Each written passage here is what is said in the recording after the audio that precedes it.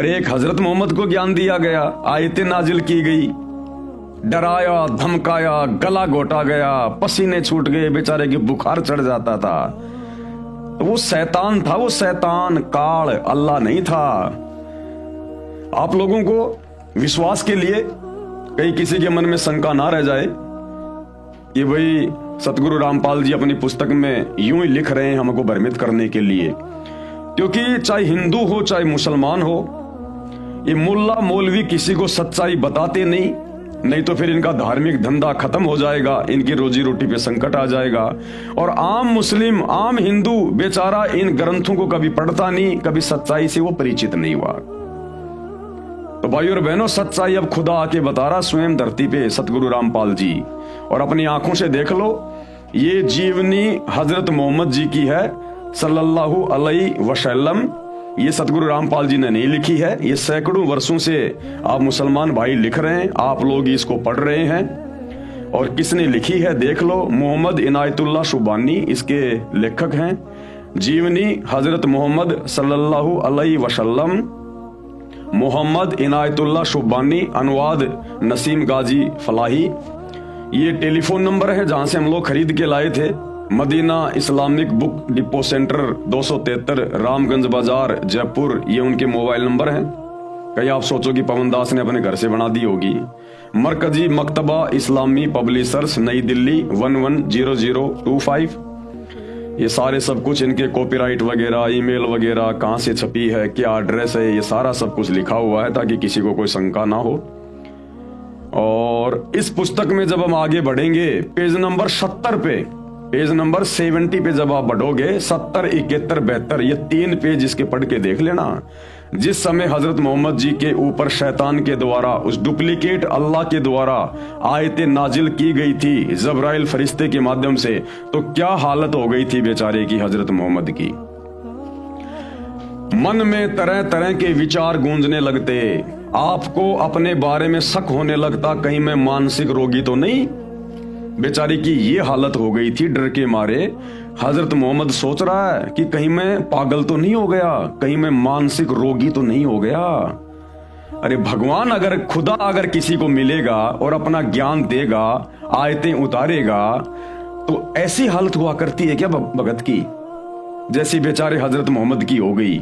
इतना मानसिक संतुलन खो बैठा, डिस्टर्ब हो गया पागलों की तरह। उसकी जीवनी में लिखा जा रहा है, क्या कह रहे हैं, मन में तरह तरह के विचार गूंजने लगते, आपको अपने बारे में शक होने लगता, कहीं मैं मानसिक रोगी तो नहीं, कहीं मुझ पर भूत प्रेतों का कोई असर तो नहीं है। अरे भूत प्रेतों का ही तो असर था। ये शैतान, मुसलमान जिसे अपना अल्लाह समझते हैं, ये भूतों का सरदार ही तो है, ये प्रेतों का सरदार ही तो है शैतान। कहीं भूत प्रेतों का कोई असर तो नहीं। आपने अपनी बीवी खदीजा को सारा हाल सुनाया, दिल पर जो बीत रही थी वह भी बताया। खदीजा ने सारी बातें ध्यान से सुनी, फिर आपको ढारस बधाई, आपको हिम्मत दी, और क्या बोली, मेरे जीवन साथी आप फिक्र ना करें, आप जैसे सज्जन पर शैतान कैसे काबू पा सकता है, अरे उसने तो पा लिया। फिर जब रमजान आया तो आप सलल यानी हजरत मोहम्मद जी पहले की तरह फिर गुफा में चले गए, हर चीज से कटकर चिंतन मनन और इबादत में लग गए। इबादत करता किसकी बेचारा, इबादत करने को थी नहीं उसके पास में। किसी समय घर वाले भी आ जाते, वे आपको देखकर अपनी आंखें ठंडी करते और कुछ खाना पानी रख जाते। यानी गुफा में जाके, हीरा की गुफा में जाके और समाधि लगा के बैठ जाया करता था, क्योंकि ये अच्छी आत्मा थी, ये शंकर जी के लोक से आई हुई आत्मा थी। हजरत मोहम्मद जी शंकर जी के गण थे, तो इनको भक्ति करने की वो तड़फ थी, लेकिन मार्ग इनको मिल नहीं रहा था। हर चीज से कटकर चिंतन मनन और इबादत में लग गए। किसी समय घर वाले भी आ जाते, वे आपको देखकर अपनी आंखें ठंडी करते और कुछ खाना पानी रख जाते। बेचारे घर वाले आ जाते और देख जाते कि हाँ भाई भगत जी ठीक ठाक बैठे हैं, कोई दिक्कत दाकत नहीं है इनको फिलहाल, तो घर वाले भी थोड़ा सब्र करते। गरीब और जरूरतमंद भी आते रहते, आप उनकी भी मदद करते। इसी तरह रमजान के कुछ दिन बीत गए। एक दिन आप सलल गुफा में आराम कर रहे थे। सुबह का सुहाना समय था। अचानक एक फरिश्ता दिखाई दिया। अबू जबरील आ गया, शैतान के द्वारा भेजा गया फरिश्ता। अचानक एक फरिश्ता दिखाई दिया, बहुत ही खूबसूरत और हसीन फरिश्ता। हाथ में हसीन रेशम का एक टुकड़ा भी था। बोला पढ़ो। अब वो जिब्राइल नाम का फरिश्ता आया और हजरत मोहम्मद को बोला पढ़ इसको। अब हजरत मोहम्मद बेचारा अनपढ़, क्या पढ़े भाई? वो बोला साहब मुझे तो पढ़ना नहीं आता। तो उस फरिश्ते ने हजरत मोहम्मद को डराया, धमकाया, उसका गला दबाया और जबरदस्ती उसका सीना चाक करके वो आयतें उसके अंदर डाली। आप सल्लल्लाहु घबरा गए और फरमाया मुझे पढ़ना नहीं आता। आप सल्लल्लाहु को ऐसा महसूस हुआ जैसे वह शरीर को भींच रहा है, जैसे प्रेत शरीर को भींचता है ना, ऐसे जबरदस्ती करता है, जैसे वह शरीर को भींच रहा है। फिर छोड़ दिया और कहा पढ़ो। फरमाया मुझे पढ़ना नहीं आता। अब बेचारा हजरत मोहम्मद बोला भाई साहब मुझे पढ़ना नहीं आता, जबरदस्ती क्या पढ़ूं मैं? फिर आप सल्लल्लाहु को महसूस हुआ जैसे वह शरीर को भींच रहा है। फिर छोड़ दिया और कहा पढ़ो। आप सल्लल्लाहु को अंदेशा हुआ कि वह फिर शरीर और भींचेगा और इस बार और जोर से भींचेगा। अब हजरत मोहम्मद जी बेचारे डर गए पूरी तरह से। ये 2 बार तो इसने मेरे को भींच लिया, जान निकलने वाली हो गई, अब की बार भी ये मुझे भींचेगा। इसी प्रकार से डर गया बेचारा और बोला क्या पढ़ूं? हजरत मोहम्मद जी बोले क्या पढ़ूं भाई? फरिश्ता बोला पढ़ो अपने रब के नाम से जिसने पैदा किया इंसान को खून की फुटकी से। पढ़ो तुम्हारा मेहरबान रब ही है जिसने कलम से सिखाया इंसान को वह कुछ सिखाया जो उसे मालूम ना था। फरिश्ते के बताने पर आप सल्लल्लाहु ने यानी हजरत मोहम्मद ने पढ़ा, पढ़ते ही याद हो गया।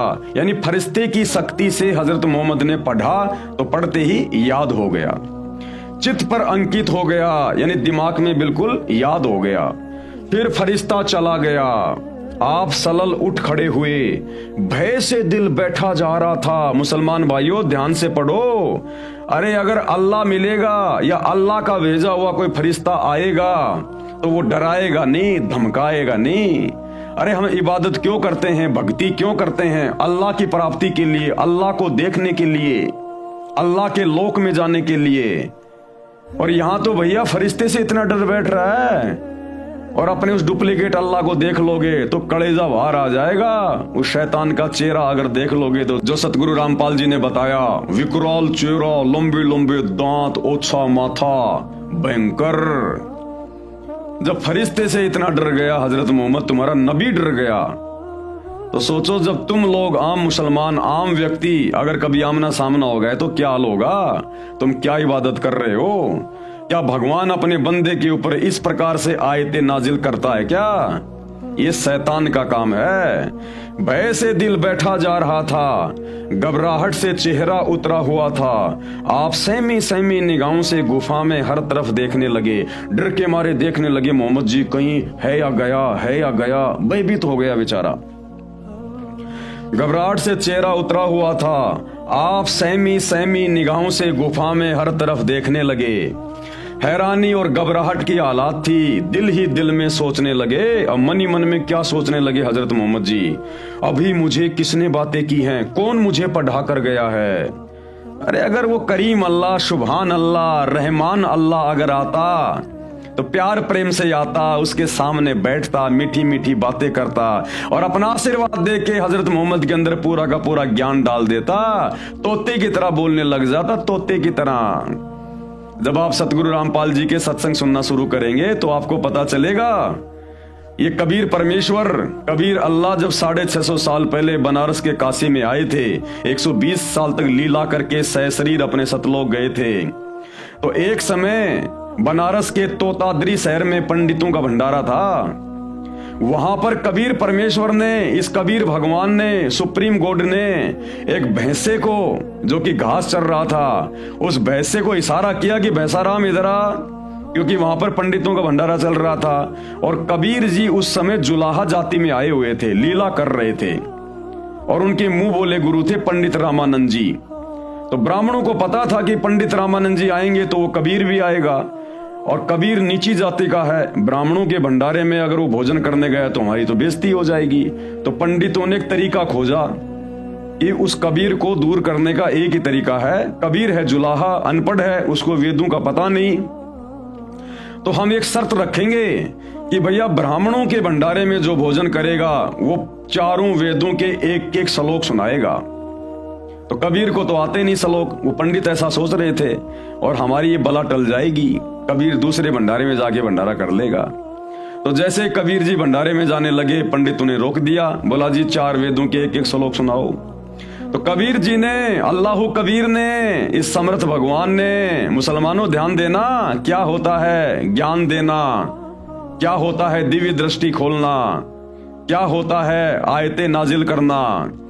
इस कबीर अल्लाह ने, सुप्रीम कोर्ट ने, एक बैसाराम घास चर रहा था, केवल हाथ का इशारा किया था, बैसाराम इधर आना। उनको तो हाथ का इशारा करने की भी जरूरत नहीं थी, लेकिन वो तो उन पंडितों को दिखाने के लिए परमेश्वर ने कहा बैसाराम इधर आ। तुरंत वो बैसाराम, वो भैंसा तुरंत आ गया और खड़ा हो गया अपने परमेश्वर के सामने। और कबीर जी ने कहा कि भैंसाराम, इन पंडितों को चारों वेदों के एक एक श्लोक सुना दे। तो भैंसाराम ने तुरंत इंसानी भाषा में बोलना शुरू कर दिया। उस जानवर ने आशीर्वाद दिया था, कबीर जी ने थपकी मारी थी पीठ पे, उसने इंसानी भाषा में बोलना शुरू कर दिया, संस्कृत में। और वो श्लोक सुनाए जो वेदों में लिखे थे कि तुम्हारे सामने खड़ा है ये कबीर अल्लाह, ये कबीर देव, यही है सारी सृष्टि का मालिक। फिर कबीर परमेश्वर ने कहा कि भाई भैंसाराम, ये 4 वेदों के 4 मंत्र जो तूने पंडितों को संस्कृत में सुनाए ना, बेटा इनका हिंदी में भी अनुवाद करके बता दे इन पंडितों को, कहीं इनको शंका ना रह जाए कि भैंसाराम को हिंदी में अनुवाद करना नहीं आता। तो भैंसाराम ने हिंदी में अनुवाद किया कि ये तुम्हारे सामने जो खड़ा है ना, ये सारी सृष्टि का रचयिता है, पूरी कायनात का, ये कबीर देव, ये कबीर अल्लाह है। उसके बाद वो पंडित बिल्कुल शर्मिंदे हो गए और कबीर जी से उपदेश लिया, अपनी भक्ति शुरू कर दी। अरे तो वो कबीर भगवान, वो सुप्रीम गॉड, वो ओरिजिनल अल्लाह जब एक जानवर को, एक भैंसे को आशीर्वाद देके संस्कृत बुलवा सकता है इतनी आसानी से, तो बताओ फिर हजरत मोहम्मद जी को यदि वही अल्लाह, सुप्रीम गॉड, अल्लाह कबीर यदि आयतें नाजिल कर रहा था या अपने फरिश्ते के माध्यम से करवा रहा था, तो उस अल्लाह ने भैया अपने बंदों को डराने की, धमकाने की, भयभीत करने की जरूरत नहीं है। ये शैतान था जो हजरत मोहम्मद जी को आयतें नाजिल करवा रहा था, और इसका यही तरीका होता है। भय से दिल बैठा जा रहा था, घबराहट से चेहरा उतरा हुआ था, आप सहमी सहमी निगाहों से गुफा में हर तरफ देखने लगे। हैरानी और घबराहट की हालत थी, दिल ही दिल में सोचने लगे, अभी मुझे किसने बातें की हैं, कौन मुझे पढ़ा कर गया है। फिर तेजी से गुफा से बाहर आए। अब आप सलल यानी हजरत मोहम्मद पहाड़ की घाटियों से गुजरने लगे, और देखो क्या हालत हो गई बेचारे की, पूरा शरीर थर थर कांप रहा था। अरे अल्लाह अगर मिलेगा तो ये हाल होगा क्या? अल्लाह मिलेगा तो खुशी होगी, खुशी, प्रसन्नता होनी चाहिए, दिल गद गद हो जाना चाहिए कि ये मनुष्य जन्म मुझे अल्लाह की इबादत के लिए तो मिला है, और अल्लाह मिल जाए उससे बड़ी खुशी की और बात क्या। और हजरत मोहम्मद जी तुम्हारे नबी थर थर कांप रहे थे, थर थर, पूरा शरीर थर थर कांप रहा था। दिल में बार बार ख्याल आता कि शुरू में जो शोपन दिखाई दिए वे तो बिल्कुल सच्चे निकले, उनसे बहुत सी नई बातें मालूम हो गई, जिस चीज की तलाश थी वह खुलकर सामने आ गई। लेकिन वह कौन था जो अभी यहाँ खड़ा था, वह कौन था जो पढ़ने के लिए कह रहा था। अचानक एक आवाज आई, मोहम्मद। वो फरिश्ता फिर से बोला, शैतान फिर से बोला, मोहम्मद। आप सलल चौंक पड़े, घबरा कर सिर ऊपर उठाया, देखा तो वही फरिश्ता आदमी की सूरत में खड़ा था। वह पुकार कर कह रहा था, मोहम्मद तुम अल्लाह के रसूल हो और मैं जिब्रील हूं। अब वो अल्लाह कौन था? वो शैतान था, शैतान। पेज नंबर 71 ध्यान से पढ़िए। आप सलल की घबराहट और बढ़ी। अरे बताओ, अरे ये बात मालूम होने के बाद कि तुम अल्लाह के रसूल हो, ये तो खुशी होनी चाहिए। आज पूरा मुसलमान समाज ये कहकर कि हमारे नबी हजरत मोहम्मद अल्लाह के रसूल थे, पैगंबर थे, बड़ी खुशी खुशी बातें बोलते हैं। तुम्हारा पैगंबर तो ये बातें सुन के डर गया था, वो तो घबरा गया था बेचारा, पसीने से थर थर हो रहा था, डर के मारे रोंगटे खड़े हो गए। बताओ, रोंगटे भी खड़े हो गए हजरत मोहम्मद के, इतना डर गया। भय से कदम रुक गए, कभी दाई तरफ देखते कभी बाई तरफ कि ये सूरत आंखों से ओझल हो। हजरत मोहम्मद सोच रहा था कि ये सूरत मेरी आंखों से दूर हट जाए। और बताओ, भगवान को या भगवान के किसी फरिश्ते को ये कहा जाता है कि मेरी आंखों से दूर हो जा, मैं डर रहा हूं, मैं तो मर जाऊंगा, बस दूर हो जा मेरी आंखों से। तो कौन हो सकता हो? विचार करो मुसलमान भाइयों। ये मुल्ला मौलवी तुम्हारे को हकीकत नहीं बताएंगे, सच्चाई नहीं बताएंगे जो तुम्हारे धर्म की पुस्तकों में हजरत मोहम्मद जी की जीवनी में लिखी हुई है। लेकिन जिधर देखते वही दिखाई देता, जिधर मुंह करते वही मौजूद होता। आगे बढ़े या पीछे हटें, नजरें नीची करें या ऊपर उठाएं, हर तरफ और हर जगह वही फरिश्ता दिखाई देता। देर, बहुत देर हो गई, आप सलल इसी प्रकार थर थर कांपते रहे और ना जाने क्या क्या सोचते रहे, यानी मन में भय डर। उधर बीवी खजीदा ने गुफा में आप सलल के पास आदमी भेजा। आप सलल वहां ना मिले, रिश्तेदारों के यहाँ दिखवाया, वहां भी ना थे, यहाँ वहां आदमी दौड़ाया, लेकिन न मिलना था और ना मिले। फरिश्ता चला गया। आप सलल यानी हजरत मोहम्मद खजीदा के पास आए और देखो क्या हाल हो गया बेचारे का। भय से कांपते हुए और पसीने में नहाते हुए आते ही फरमाया, मुझे कुछ उड़ा दो, कुछ उड़ा दो। वो कहते ना, ये बेचारे के जाडा चढ़ गया, जाडा सर्दी चढ़ गई हजरत मोहम्मद के। इतना भयभीत हो गया तुम्हारे अल्लाह को देख के, शैतान को देख के, शैतान के फरिश्ते को देख के। वो शैतान तो किसी के सामने आता ही नहीं है, उसके द्वारा भेजे गए उस फरिश्ते को देखकर भी इतना भयभीत हो गया। तो सोचो, जिस दिन मुसलमानों तुम अपने उस डुप्लीकेट अल्लाह के दर्शन कर लोगे, शैतान के काल के, तुम्हारा कलेजा निकल के आ जाएगा बाहर। गीता जी का ज्ञान श्री कृष्ण में प्रवेश करके इसी ने दिया था। और बाद में जब इसने श्री कृष्ण जी के शरीर से बाहर निकलकर अपना ओरिजिनल रूप दिखाया गीता जी में, विराट रूप, तो अर्जुन जैसे योद्धा की भी पिंडियां कांपने लग गई, जैसे हजरत मोहम्मद की कांप रही थी। और अर्जुन ने कहा कि भगवान अपनी लीला को समेट लो, हे हजार हाथों वाले, ये सहस्त्रा बाहु, अपनी लीला को समेटो और अपने उसी चतुर्भुज रूप में दर्शन दो। मेरा कलेजा फटा जा रहा है। वो वही शैतान था, वही खाड़ था जिसने अपना फरिश्ता हजरत मोहम्मद के पास में भेजा था। अरे अल्लाह, भगवान, परमात्मा, जिसका नाम सुनते ही आत्मा को ठंडक होती है। हम तो तरसते हैं उसके दर्शन के लिए। और भगवान अगर किसी को मिल जाए तो ये हालत हुआ करती है क्या? ये तो जैसे कोई भूत प्रेत मिल जाए, कोई जंगली जानवर मिल जाए, कोई शेर भेड़िया सामने आ जाए, तब आदमी की हालत हुआ करती है ऐसी, जैसे हजरत मोहम्मद जी की हो गई थी। तो वो अल्लाह नहीं था मुसलमान भाइयों, शैतान था, शैतान। फिर क्यों इबादत कर रहे हो तुम? अरे उसी अल्लाह के पास जाने के लिए तो इबादत कर रहे हो। अरे उसी जन्नत में जाने के लिए तो तुम इबादत कर रहे हो जहां हमारा अल्लाह मिलेगा। क्या करोगे उस अल्लाह को देख के? तुम्हारा कलेजा फट जाएगा जब तुम्हारे नबी की हालत हो गई। तुरंत बीवी खदीजा ने चादर उड़ा दी। आप सलल की ये हालत देखकर वे बहुत घबरा गई। अब सोचो, जिसकी पत्नी भी अपने पति की हालत देख के इतनी घबरा गई हो, तो सोचो उस समय तुम्हारी नबी की क्या हालत हो गई होगी उस शैतान को देख के, जिब्राइल को देख के। दिल में तरह तरह के अंदेशे उमड़ने लगे। क्या आपकी तबीयत खराब हो गई?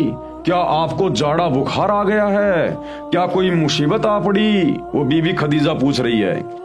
जब मन कुछ शांत हुआ, भय कुछ दूर हुआ, शरीर की कप कपी में कमी हुई, तो बीवी खदीजा ने पूछा, आप थे कहाँ और आपको हुआ क्या?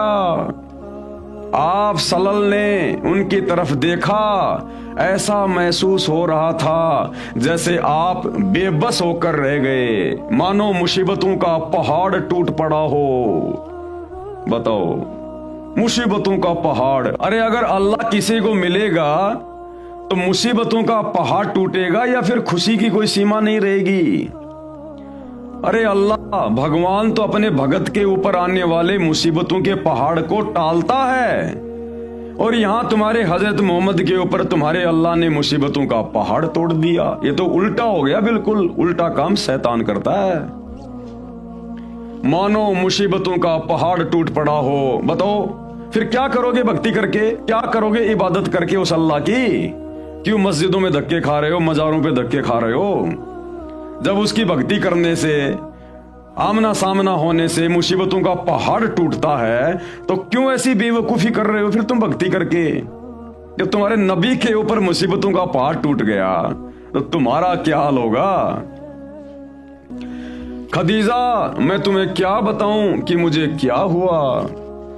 फिर जो कुछ देखा था वह बयान किया। बीबी खदीजा थी बहुत समझदार, ये बातें सुनकर जरा भी न घबराई। उन्होंने आप सल्लल्लाहु को बहुत ही इज्जत की नजर से देखा, उनके चेहरे पर यकीन और इत्मीनान की मुस्कुराहट थी। फिर आप सल्लल्लाहु को इत्मीनान दिलाया, बोली, चचा के लाडले खुश हो जाइए और जो कह रहे हैं करते रहिए, यानी वो शैतान जो तुझे कह रहा है ना वैसा ही करता रहे। तो भाई और बहनों, ये पूरी राम कहानी आप लोगों की आंखों के सामने है कि किस प्रकार से डरा धमका के उस अल्लाह के आदेश से, डुप्लीकेट अल्लाह के आदेश से, शैतान के आदेश से, और जिब्राइल नाम के फरिश्ते ने उस अनपढ़ हजरत मोहम्मद को डरा धमका के, भींच भींच के और जबरदस्ती ये कुरान का ज्ञान उनके दिमाग में डाला। तो ये अल्लाह के कर्म नहीं होते। अगर अल्लाह के कर्म देखने हैं, अल्लाह की शक्ति, उसकी रहमत देखनी है, आदरणीय गरीबदास जी की जीवनी पढ़ लेना, आदरणीय दादू जी की जीवनी पढ़ लेना। दादू जी को भी वही कबीर अल्लाह जब वे 7 साल की उम्र में थे उनको मिले थे आकर, और ऐसे उनके आत्मा को अपने लोक में ले गए, सब कुछ दिखाया और उनको दिव्य दृष्टि दे दी, पूरा का पूरा ज्ञान उनके अंतःकरण में डाल दिया। जैसे दादू जी वापस अपने शरीर में आए 3 दिन बाद, पूरा का पूरा ज्ञान ऐसे वाणियों में, दोहों में बोलने लग गए।